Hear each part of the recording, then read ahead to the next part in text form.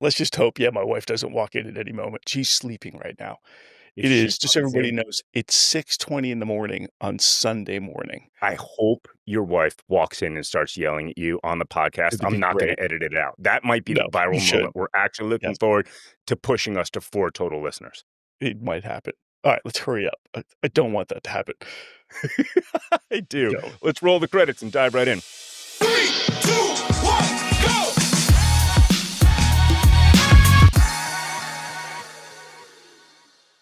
All right. So we have been part of some of the most successful in some of the most wildly disastrous pitches in world history. And the truth of the matter is, people love the pitch. There was literally a TV show, I don't know if you ever watched it, called The Pitch, and it was all about advertising agencies pitching. It's actually pretty damn good, educational, inspirational, the whole 9 yards. But I don't think it's just advertising agencies, right? It can be on the brand side, right? You might be a brand manager. You want to pitch to your VP. You might be a VP. You got to pitch it to the CMO. You might be the CMO. You got to pitch it to the CEO. You got to be the CEO. You're going to pitch it to the board, right? That's just in the business and marketing world. But technology, education, everybody has to pitch at a certain point.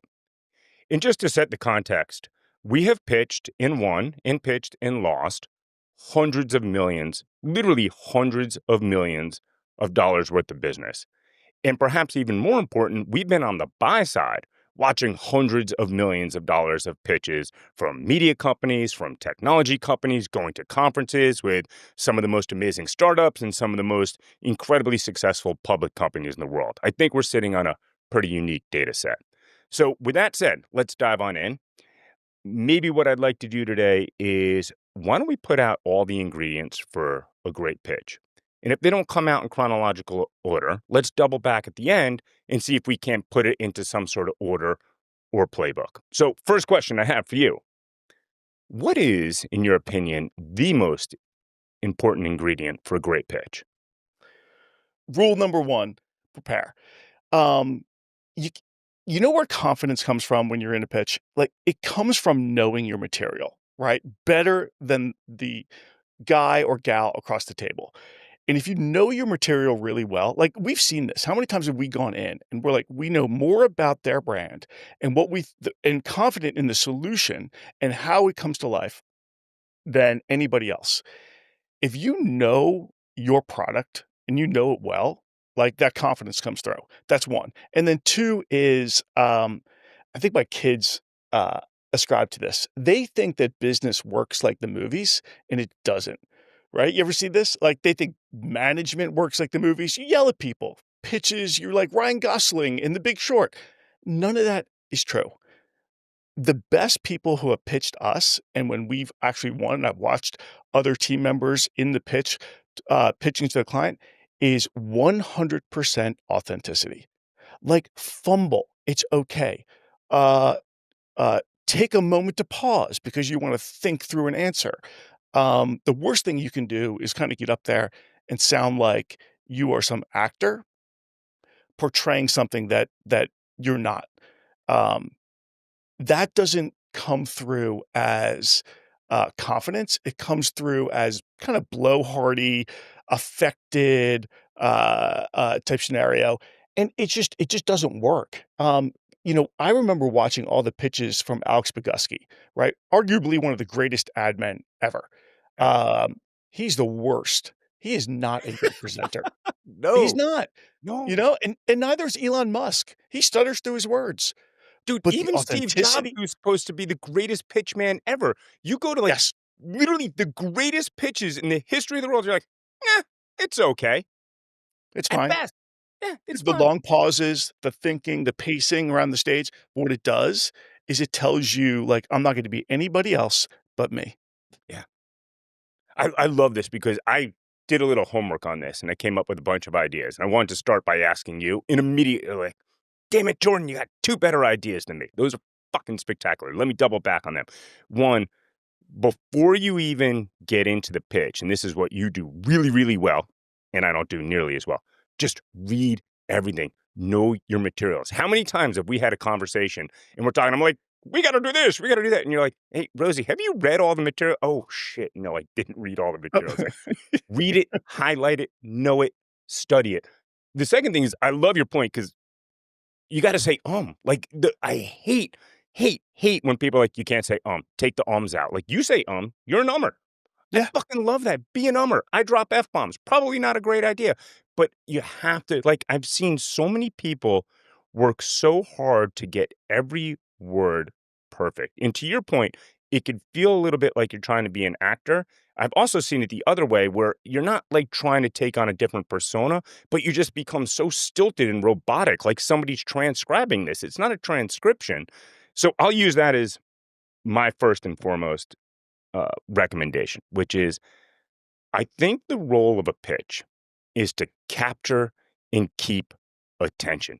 That's it. Nothing more, nothing less. Because anything can be sent. You can email the deck to somebody, they can read it. And frankly, if you're a really good business person, you could boil it down to a one-page brief, right? Massive international issues are covered in one-page briefs. You and I are yet to see anything that can't get covered in a one-page brief. So if you're not doing a brief, why are you doing a pitch, right? Because you need to capture and keep that attention. And I think sometimes people forget that everybody at the other end of this, first and foremost, is a human being, right? And they're dealing with information overload. 88% of them use their phone in the bathroom. 80% of them use their phone the very first thing in the morning. So before we even think about them as executives, we have to think of them as human beings, and they're dealing with information overload. And then we have to think about them as executives. An executive makes 3,000 decisions per day on average. They look at 124 different emails. You know who's got a great data set is DocSend. These are the guys where you send the deck and then they can look at it. The average executive spends 2 minutes and 44 seconds looking at a deck, right? So the company pitching, technology, media, whatever, spends 120, 200 collective hours. They read it for less than 3 minutes, right? So you're dealing with this absolute information overload. And to me, I think the number one piece of competition is not the competition, it's the cell phone. As soon as the audience looks down at their phone, because you bored them for half a second, and I think your point is if you become too stilted, if you become inauthentic, my point is if you become too boring, they're going to look down at their phone. They're going to get flooded with all the stress chemicals. They're going to be dealing with it with whatever battle they have in life. They're never coming back. That's it. Once they look down, you lost the audience. So I think the biggest rule is your job is to capture and keep attention. My shortcoming in this world is I can say that from 60,000 feet. Then I'm usually like, Jordan, save me. I don't know how to do it. Right. So, how do you do that? How do you create the visuals and the slides that capture people's attention from the get go and then keep them focused? Yeah, I still struggle with this, to be honest, because like the strategist in me wants to put all the information in the deck, and that's just the opposite of what you're supposed to do. You sh- People always say like, well, we have an hour to go into this meeting and sell, whether it's a pitch or sales meeting, whatever. 45 minutes and then 15 minutes we'll chat, but 45 minutes we'll set aside for the deck. That we've learned that's completely wrong. The deck should be no more than 15 to 20 minutes. Nobody's going to sit through a 45-minute deck, right? No. 15 to 20 minutes, which means your story has to be just so tight. You have to know the information so well and just run through it. Because in 15 minutes, right, that FOMO starts to hit for the executive. Like, I haven't looked at my phone in 15 minutes. Holy Yes. shit, I need to understand, did somebody need me? Right? Think about that. How long do we go without picking up their phone going, did somebody text? Did somebody this? Somebody that? So you have to capture them in that window. That's all you've got, 15, 20 minutes. Got Then you can sit down, like give them the pause. They can look at their phones, all that sort of stuff, which inevitably they do on that 15-minute mark. So make sure you're done and then you can start talking. They will remember your pitch over everybody else's, period. Right? Yeah. Because they sat through the whole thing, they absorbed it, and they're done. That's half So the battle. that I would say is more than half the battle, right? And help me understand this. Like, break that down. Like, what are your best practices you've figured out to get everything down to 15 to 20 minutes, get all your slides designed in a way where it doesn't feel superficial because it's Yeah. too thin, right? But it's not information overload.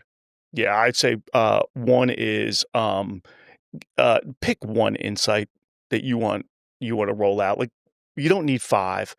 That's the other thing, like, just make sure it's a really good insight, and don't tell them what they already know. How many meetings have we sat through, it's like, "75% of your audience is on mobile." No Oh, shit, dipshit. can I Like, tell you that was about yeah, let me tell you about an egregious failure that, I led, and it it it's core to my thinking every single day. So we had Wall Street Journal as one of our first clients. It was on the research side. I was working on it. You were doing some cool design stuff, and we put together this awesome deck. We worked so hard on this research project for Wall Street Journal.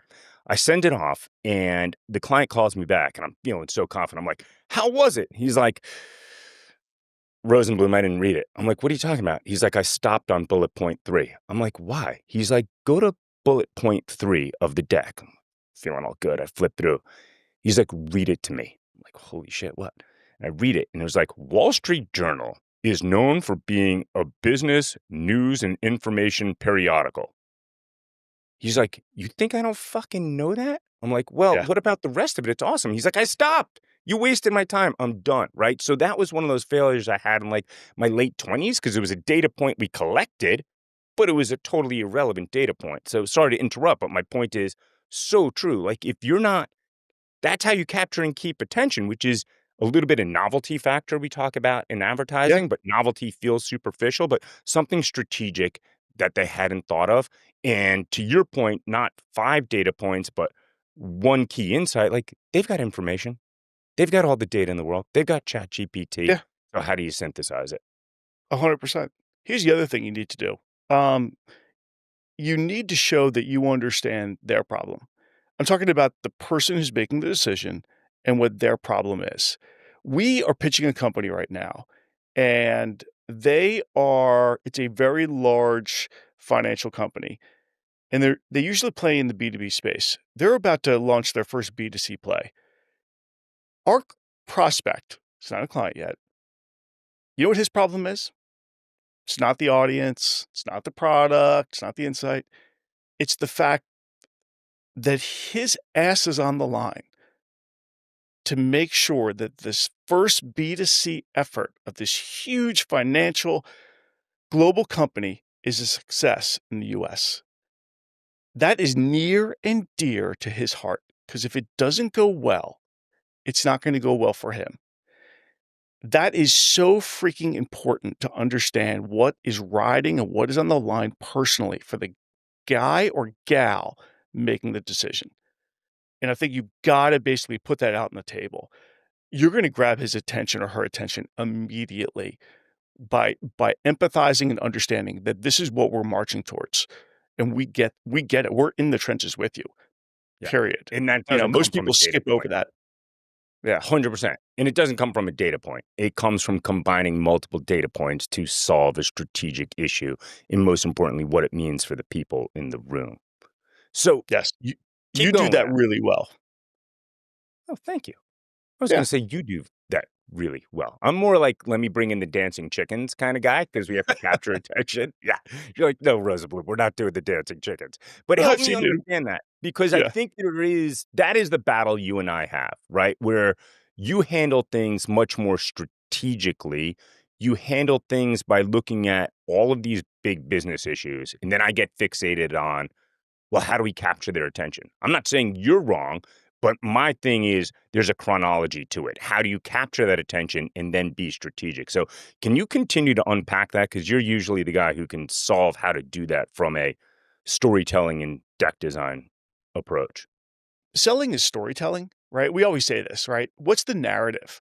So from the problem that you're setting up to the 1 or 2 insights, right, that reveal the heart of the problem. What is at the heart of what's driving this issue inside the business, right? Or causing a barrier, and then presenting the solution. And you need to do that in 5 minutes. Like how many times have we sat through presentations and the solution didn't come until the last 80% of the presentation? you have already lost y your you've already lost your prospect. So, introducing the solution as fast as possible, and then unpack it, right? Unpack all the potential that solution has to offer, and do it from a place of, here's how it solves the problem, right? Yeah. Going back to why your solution, why your company is the only company to be able to solve this with this solution. You're basically the expert in the space. That's the that's I see that every single time we get pitched, like, the solution comes way, way, way at the end. How many pitch decks, like, have you seen? And, like, it is slide 60 before you even get to the actual strategic solution. So, Yeah, that would be I my would never know what slide it's actually on, because by slide 9, I'm fucking gone. God forbid it's on Zoom, I've clicked over to something else, and I'm fooling nobody. Nobody can fake listen on Zoom. Everyone knows you lost the audience, but you see it in the crowd also. That's what you do really well, is you nail it right from the get-go. And one of the things I talk about, and the team always pushes back, what's the typical slide 1? Agenda. Yeah. Well, what the fuck are we doing here with the agenda? I've seen this happen with so many executives, right? The brand managers or the mid-level people, they're going to pay attention. Their boss is in the room. They know they have to pay attention. But the number one person, often the CMO or the CEO, she's like, why? The agenda? That's not good usage of my time. I'm going to look Yeah. down at my phone. I'm going to solve 3 problems. I'll look back up when we get to the heart of it. But then you've lost her forever, because now she's solving these big strategic issues. She's putting out fires. She's not even present in the room cognitively, right? So, and then the other thing you often see is like, here's all the data we collected, and here's the methodology we collected, and here's the 17 data points, God forbid a table, and here's finally the key insight, and what does it mean? Now you're talking 12 minutes, 18 minutes into it, and that, to your point, you should be wrapped by 18 minutes. This is a good one. You know how we've lost pitches, Oh right? God, Just talk about yes, our I do. failures. Oh, yes, please. Yeah. Um, by showing too much. Oh, yeah. All right, Yeah. unpack that. Keep going. Yeah, What do you mean like, by that? you present the solution, they're like, "I love it." Present the creative or whatever it is, that, like, how it comes to life, that another slide builds upon it, great, and then you're like, "And let me show you more, and let me show you more, and let me show you," and it does this, and it does that, and it does this, and it does that. You fucked it all up. Yeah. You had them, right? Had him. And now you're like, "Well, I wanna show the 15 different ways," right? Like, Yeah. they get it. Or you just showed them something that they didn't like, or 2, you showed them something that made them forget what they liked in the beginning Yes. because you showed Yeah. too much. Yeah. Because they don't remember the best idea, and they don't remember the average of the quality of the ideas. They remember the worst ideas. You just throw one shit sandwich against the wall because and there's nothing wrong with developing it, but you don't have the bravery to leave it in the cab or cut it out of the deck, you're absolutely screwed. And I think the most powerful force on the planet, literally, is the imagination. We can do anything with our imagination. So I think it's our job with our audience in a pitch to ignite the imagination. If you solve everything, those wonderfully brilliant people in the audience, those executives in the conference room, they can't ignite their imagination, right? So if you can give the strategic insight, you can give a few examples, you can develop and discuss your framework, but let them use their imagination to fill in the gaps. But once you do that, not only have you failed to ignite their imagination, but to your point earlier, you bored them. And that's the other thing I think about a lot, which is whatever business you're in, we're in marketing and advertising. Some people are in technology. Some people are in VC or international banking or medical, you name it. Everyone went into that business because they thought they would enjoy it. So your job is make that pitch enjoyable, right? Particularly in our business where there's a lot of really smart and a lot of really creative people who specifically said, I want to be in this business. I'm willing to make less money than I could in Wall Street. We could all go to Wall Street, but they wanted to make it interesting and exciting as a career decision. And then we show tables and numbers and data, and there's nothing wrong with tables and numbers and data. But if you don't make it exciting, it's antithetical to the reason that people are even in the room. And I would say also not just exciting, but, simple to understand, right? Think, how many slides have we seen where, there are multiple points on the slide, right? And they're all great. I just can't digest all of them at once. Yes. And we've learned the hard way that if you have a point to make, just put that point on the slide. You can talk over it, you can do this, you can do that, with VO, but leave that one point on the slide. Or, here's the other solution, I'll tell everybody. If you have information you have to put on the slide to accompany that main point, create a build. And I know this sounds obvious, but you and I, like, if you look at our decks, we have a so many builds because it is so important for us. Like, you have to really put yourself in the shoes of her across the table. Like, first thing I want you to know, second thing, third, and fourth. And if they have to be on the same slide, that's fine, but make it a build as it goes. The mind just can't absorb that much stuff if it's all at once, period. I think we say fuck the whole podcast. We cut out everything. We just take that last part because that's it. That's dude. You just hit the nail on the head. So many people will look at our decks, which we've learned the hard way for decades. The two of us and be like, "Oh, look how many slides you guys have." You're looking at the wrong data point. The data point is we want to be done with this presentation in 15 minutes. It's not about the number of slides. Each of those may be only on the screen for like 3 seconds because the brain can only process one piece of information at a time. I actually read about this. It really comes down to neurology in early human beings. We're designed to see motion, right? Think about that. You're an early human being, you're out in the woods, you're foraging for food, one of your predators comes around. Like, you better see that motion out in the forest or you're going to get eaten, right? So the notion of building all of a sudden hits a little bit of that novelty factor. It's fresh and new, but it's just motion. We're designed as Mhm. creatures, and probably all creatures are, to look for that information. So there's a pretty powerful data on this, right? As you can imagine, a lot of people have studied this. And pretty much what happens is it's all about when you do those slide builds and reduce the information as you describe it, it's about reducing that cognitive load, right? Once you start putting too much cognitive load, forcing the audience to think too much, they literally physiologically change, right? Stress chemicals like cortisol increase. And then their ability to retain and make decisions drops by 50%. 50%. You think that executive who has to make 3,000 decisions a day, she's running one of the biggest, most powerful companies in the world. And to your aforementioned point, she's worried about her own career things. And now all of a sudden, she can't make proper decisions. Her ability is dropping by 50% because you created information overload. Recipe for pitch disaster. Yeah, I completely agree. In fact, I would argue that, complexity, in your slides is a mental shortcut to tell her that it is going to be complex to work with you. Oh, dude. Yes. So true. That, like, it's not gonna be simple. Yeah. Like, she's already super busy. She wants a partner who's gonna make her life more simple, not more complex. Just mental shortcut. Your slides are chock full of info, crazy. They might be brilliant. Means you're gonna be hard to work with. Oh my God, such a good point, right? Like, she doesn't have the ability to process everything about the team pitching, right? She's got that 30 minutes, that 60 minutes, and then she's on to a million other decisions. So she has to have these mental shortcuts.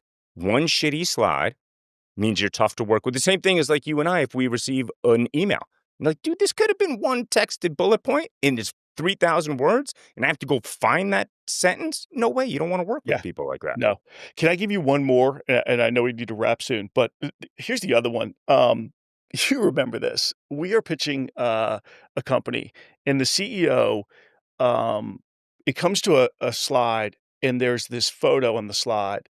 Uh, and she looks at the photo and goes, "Oh, wow. Like that really, I love that. That encompasses, I think, our audience and like who w we want to go after and who they our audience wants to be." Everybody, like, at that moment when the CEO expresses that, you need to stop and and figure out how else can you build upon that insight that she just gave you at the beginning of the presentation for the rest of the way through. And I remember this, like, we literally did, and she cared so deeply about making sure that we were, um portraying her audience accurately, right? And not phony, not inauthentic, stocky photography. She had this thing, we had no idea, that she really loved this authentic, almost alternative, slightly edgy photography, and that's who she thought her audience was. I used that throughout the entire pitch and kept coming back to elements like that about how important it was, right, around portraying their audience correctly. I think that won us the pitch, but, like, that little nugget, like, people need to keep their ears open for that sort of stuff as they go through a presentation. Yeah, huge point. Because again, it comes down to that cognitive load, right? Which is, I think, the core theme of a great pitch. So then she's looking for cognitive shortcuts. Yes. One great image. And look, by the way, they're human beings. It's the same thing as consumers. You taught me this. Like, think about the fashion industry, right? Gucci and Prada ads, like old school magazines where you and I would grow up. And you look at a fashion magazine, and the first 40 pages are nothing but photos and ads. And frankly, I don't understand any of them because I'm not part of the target audience. But look at these multi-billion-dollar brands built with the power of a great image. And so true. Like you and I'm like, hey, Jordan, come on, man, bang it out. And you're like, what do you mean? I'm like, dude, I've seen you do this in like 10 minutes. Just make the slide. You're always like, hey, man, you don't see the hours I spend looking for the exact right image because they are have the potential, that perfect image to create that cognitive shortcut. And by the way, we've screwed that one up also. Might have been the same company, but I remember one on the cover page. We had this great cityscape. CEO was like, hey, Hmm, assholes, that's my competition. That's their building on page one. Like you're not yes, even into the presentation. So now she's got that cognitive shortcut of being like, to your point earlier, are these guys easy to work with? Because I don't want an agency that doesn't have the attention to detail. So that sword cuts both ways. I'll give another one where we ran into some trouble. We were working with a makeup company. To your very first point of the podcast, know the business even better than the audience. So we were talking about digital marketing. We had incredible ideas for digital marketing, lots of technology. Before some of this technology was commonplace, the ability to try on makeup. We get to slide one. She's like, stop. Who should my next model be? I'm like, "Oh my god, what? Dude, you got the wrong agency." But I think she was trying to test us, like, "Do you know this business inside and out?" yeah. And again, cognitive shortcuts, need to be prepared for it, need to know the business better than anyone. Let me give my biggest one, right? Like, I feel like at some point people are gonna be like, "Holy shit, he's right." And then I'm just gonna expire. I'm just gonna be done. I'm gonna bring no more value to the world at all because this is my only big point. And you've sort of alluded to it. People cannot read and listen at the same time. Mm, It is physiologically and cognitively near impossible, right? I actually looked it up. There's something called the phonological loop. It's a function in your brain. You've got your ear voice and you've got your inner voice, right? Like sometimes you can see people's mouth moving when they're reading, right? That's part of the phonological loop. When you force someone to read and listen at the same time, they conflict with each other. So they can't. And they don't get to make a decision. Sometimes they can make a decision, I'll listen. Sometimes they make a decision, I'll read. But often what happens is just a complete breakdown and they're lost. And then once you're lost, what do?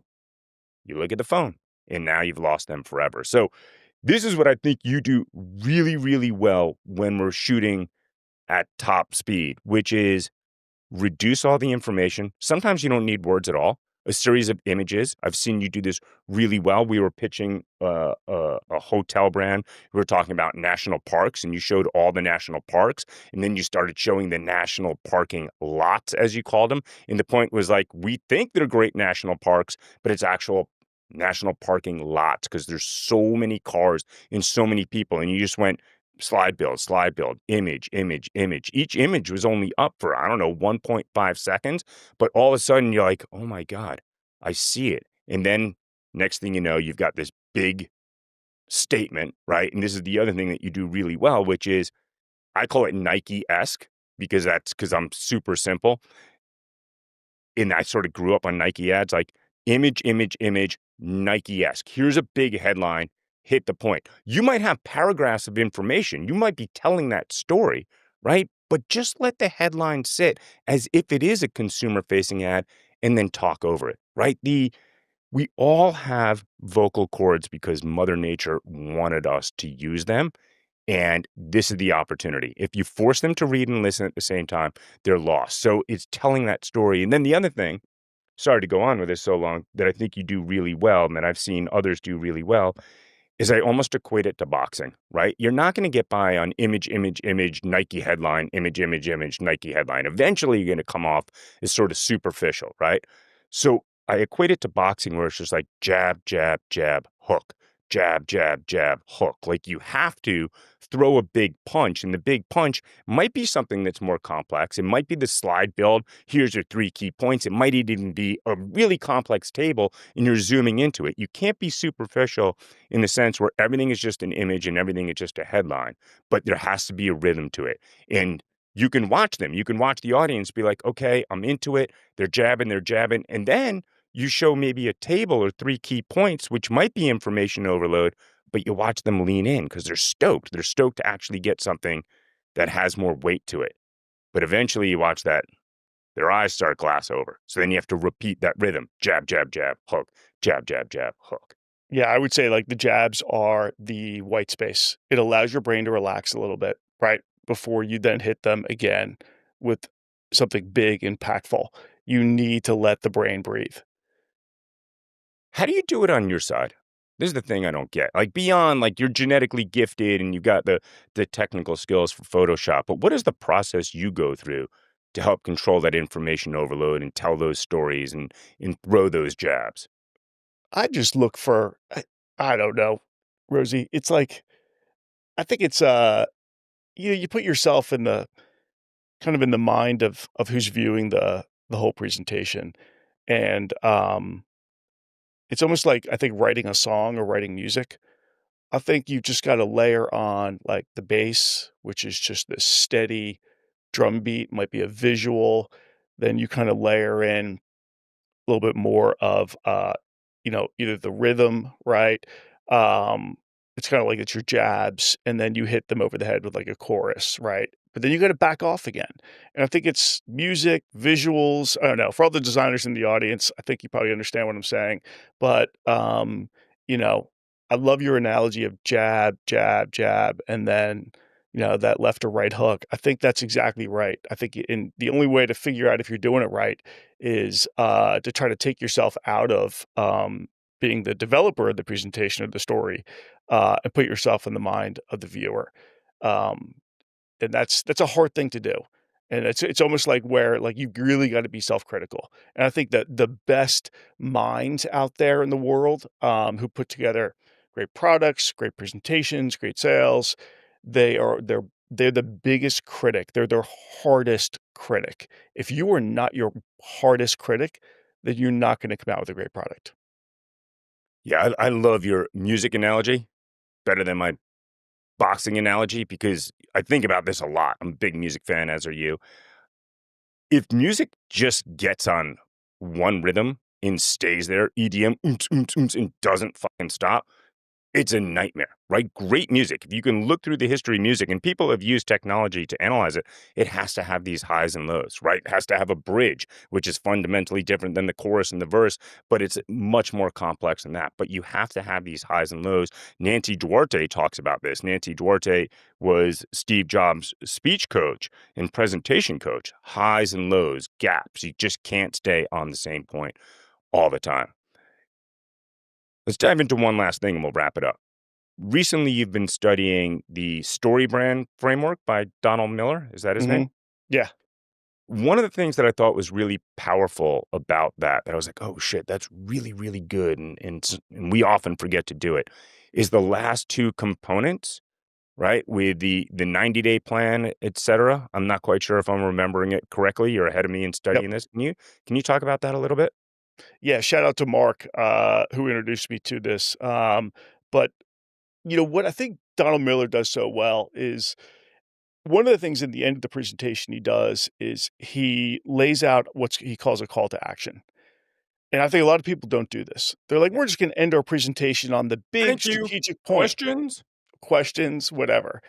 And you you want to give the viewer, the person you're giving the presentation to, the buyer, you wanna give them a very clear next step, right?